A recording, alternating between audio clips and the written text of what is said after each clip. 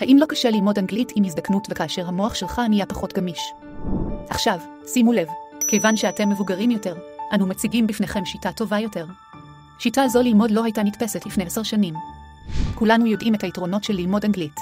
אבל האם פעם הרגשתם שאתם מאבדים כוח פיזי וזיכרון, ואין לכם מספיק זמן או כסף? ובכן, אפליקציית הלמידה האוטומטית WordBet פותרת את זה בבת אחת. ראשית, אין צורך להקצות זמן נוסף. פשוט תשתמשו ב10 שניות. WordBet היא אפליקציית מסך נעילה שמאפשרת ללמוד באופן אוטומטי בחיי היום-יום, בלי שתשים לב, בקצרה, ובתדירות. זה נוצל את ההרגל לבדוק את הטלפון בתדירות. אנחנו מסתכלים על מסך הטלפון שלנו כ100 פעמים ביום.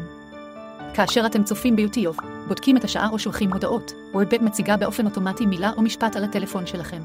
רק צפו בזה 10 שניות בכל פעם. בלתי מודע, רק על ידי שימוש בטלפון שלכם כרגיל, תגיעו ללמוד 100 פעמים ביום. שנית, אין צורך בזיכרון טוב. אתם שוכחים מהר מדי. אל תדאגו. אם אתם רואים את זה לעתים קרובות והרבה, תזכרו את זה. אתם שוכחים כי אתם לא רואים את זה לעתים קרובות. בכל פעם שאתם מסתכלים על הטלפון, אתם לומדים אוטומטית מילה אחת בכל פעם. והאפליקציה WordBet, בהתבסס על תיאוריות מדעיות, מבצע בדיקה אוטומטית של המילים שנלמדו בזמנים המושלמים לשמירה על הזיכרון. אין צורך לחשוב על סקירה או סקירה. שלישית, כסף. זה לא עולה פרוטה. בימינו, ספרים, קורסים ואפליקציות הם יקרים מאוד, נכון. WordBet היא אפליקציה לחלוטין חינמית. ואנחנו בטוחים שהיא הרבה יותר טובה מאפליקציות בתשלום. אין שום סיבה שלא לנסות. למי שאמר אני צריך לעשות את זה ודחה עד עכשיו, זו הזדמנותכם האחרונה.